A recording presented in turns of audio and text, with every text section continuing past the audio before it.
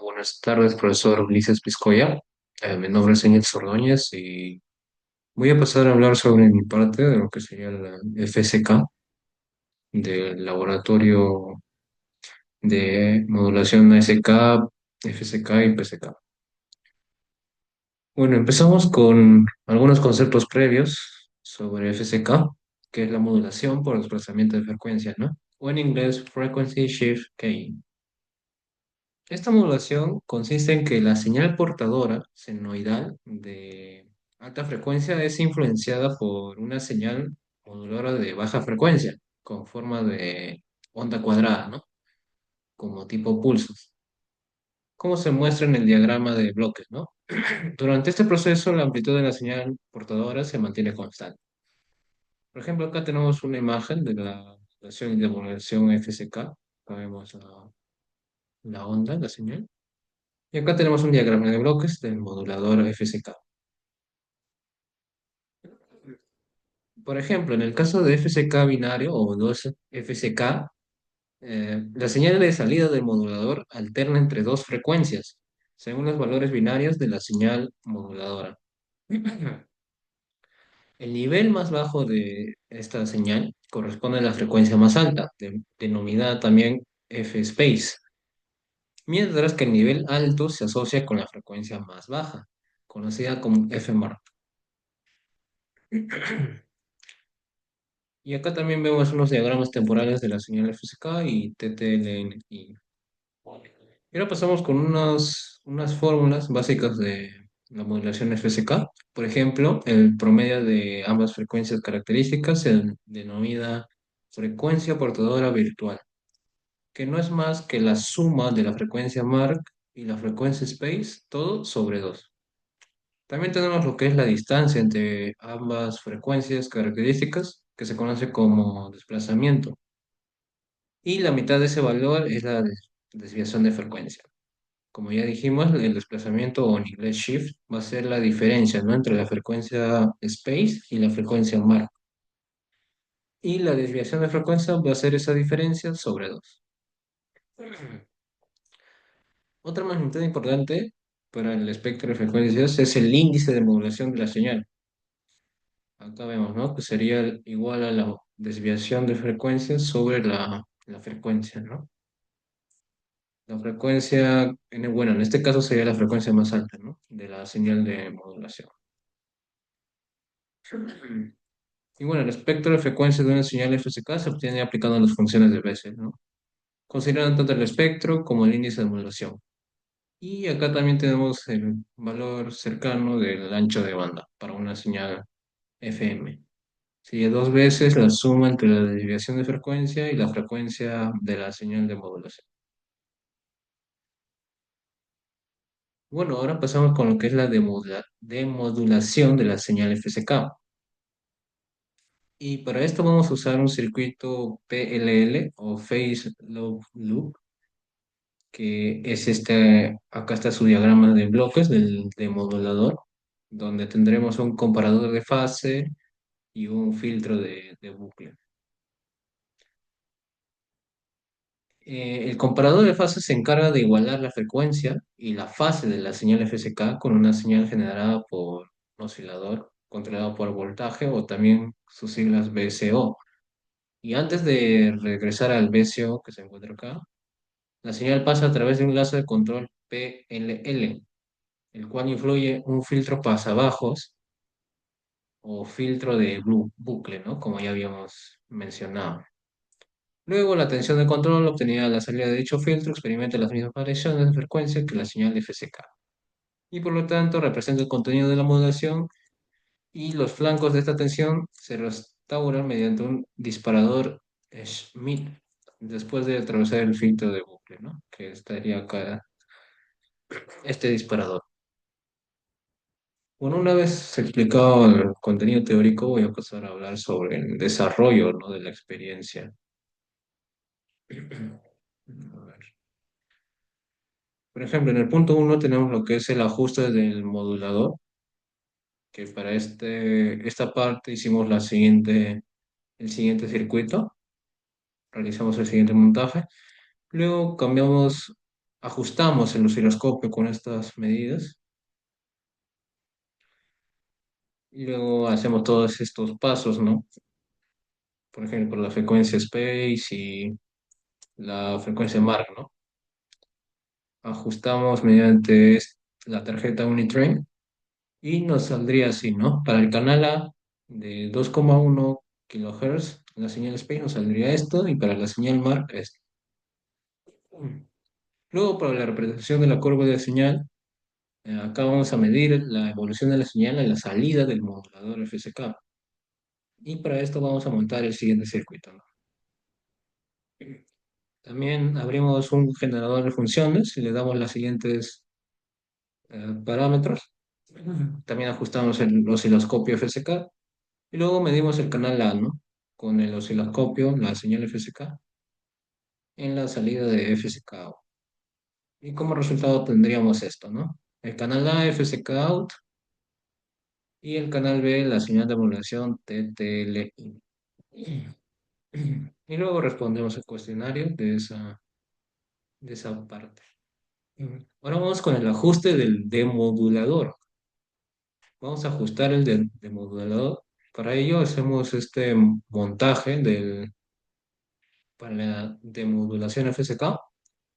Luego ajustamos el valor de la frecuencia VCO, media 1,7 kHz. Y hacemos las siguientes configuraciones para el osciloscopio. Luego llevamos el potenciómetro a 2FL o a la posición media y ajustamos la frecuencia VCO de 1,7 kHz en la salida VCO mediante el potenciómetro de compensación o offset. Luego de seguir todos estos pasos, nos va a salir este resultado, ¿no? Donde tenemos que el canal A sería de 1,7 kHz y sería la señal VCO. Luego pasamos a lo que es la demodulación FSK. Vamos a medir la señal FSK demodulada para así compararla con la señal de modulación de entrada. Para ello, montamos el siguiente circuito y otra vez abrimos el generador de funciones, le damos las siguientes características.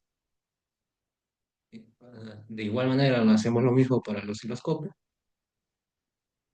Y siguiendo los demás pasos, nos va, bueno, ajustando ligeramente el rango de operación del circuito PLL hasta que la relación entre la pausa y el impulso de la tensión del demodulador coincida con la tensión de modulación. Y luego vamos a comparar la tensión de modulación con la tensión de salida del demodulador. Y acá vemos, ¿no? El resultado del canal A, el TTL-out, y el canal B, la señal de modulación TTLI. Otra parte sería lo que es el espectro de frecuencias de la señal de modulación estática. Acá se va a medir el espectro de frecuencias de la señal FSK con una señal estática de entrada. Para ello montamos el siguiente circuito. De igual manera, abrimos el analizador de espectro y lo configuramos con estos valores. Y luego calculamos el espectro, ¿no? Suponiendo que la entrada se obtiene más 5 volts de marca. Y en la salida un valor fijo de 0 volts. Bueno, iniciamos la medición y nos daría este espectro de frecuencias, ¿no? Por ejemplo, este sería para el caso de la frecuencia space y este para la frecuencia mark. Y respondemos el cuestionario. Luego tenemos el espectro de frecuencias, pero para una señal de modulación dinámica. Acá vamos a medir de igual manera el espectro de frecuencias de la señal FSK, pero con una señal dinámica de entrada. Para ello usamos este montaje.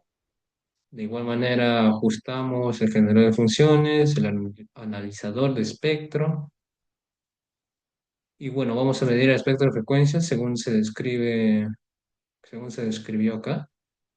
Y vamos a determinar el ancho de banda de la señal FSK. Bueno, al ejecutarlo nos daría este espectro, ¿no? De frecuencias, donde la frecuencia de modulación sería de 150 Hz o 300 baudes. Y respondemos el cuestionario. Y a continuación aumentamos la frecuencia de modulación y con ello también la velocidad hasta abarcar por completo el ancho de banda de un canal típico de baja frecuencia de una línea telefónica, ¿no? Por ejemplo, de 3 kHz. Y vemos que acá el espectro de frecuencia de la señal de FSK con aprovechamiento total del ancho de banda. Y bueno, voy a pasar a hablar algunas aplicaciones de lo que sería el caso de PSK. Por ejemplo, el PSK, que sería ya la modulación por desplazamiento de fase, el FSK era de frecuencia. En el caso de PSK podemos utilizarlo en sistemas de comunicaciones satelitales, ¿no? Como DVB-S y DVB-S2. Y acá vemos las distintas modulaciones, ¿no? Por ejemplo, el BPSK sería dos fases, 0 180, el QPSK cuatro fases y el 8PSK sería ocho fases. Y para el caso de sistemas de comunicaciones satelitales, hice un código en MATLAB donde vamos a usar mm, estas modulaciones que mencioné, el BPSK, el QPSK y el 8PSK. Le ponemos como parámetros el número de bits por símbolo, la relación señal-ruido. Creamos bastantes ecuaciones para el canal AWGN para recuperar en la fase y luego ponemos para displayar los gráficos. Una vez ejecutamos esto, nos lanza este resultado, ¿no? Para la señal modulada 2PSK y una constelación recibida, ¿no? Luego para el 4PSK nos daría esto y nos daría 4 de constelaciones recibidas. Y para el 8PSK nos daría esto, ¿no? Acá sería uno 2 3 4 5 6 7 ocho. Otra aplicación sería el Wi-Fi, LTE y 5G, ¿no? Para este caso también hice otro código en MATLAB donde le di parámetros del número de símbolos, la relación señal de ruido, la modulación QPSK, el ruido AWGN para 16 QAM y luego displayer, ¿no? Y como resultado me dio esto. Por ejemplo, para la constelación QPSK me dio esto. Luego para la 16 QM, que sería uno 2 3 4 y acá 4 4 por 4 16 me dio este resultado. También para otras aplicaciones, otra de sus aplicaciones es sistemas GPS. De igual manera hice otro código en MATLAB con datos binarios, número de bits, la relación señal-ruido, en este caso modulación BPSK, y configuramos todos los gráficos y me daría esto, ¿no? Sistema GPS, donde me suelta los bits originales, la señal modulada y la señal recibida con ruido.